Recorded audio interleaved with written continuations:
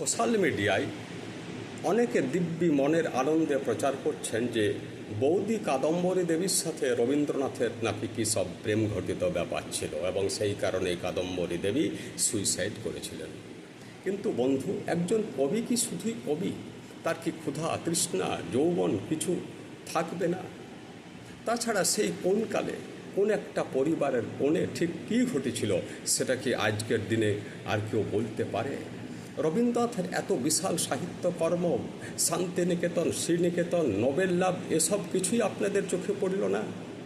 একটা মাছি শুধুই ঘায়ে বসতে পারে কারণ সে একটা জীব, তার দৃষ্টিশক্তি অতীব ক্ষীণ।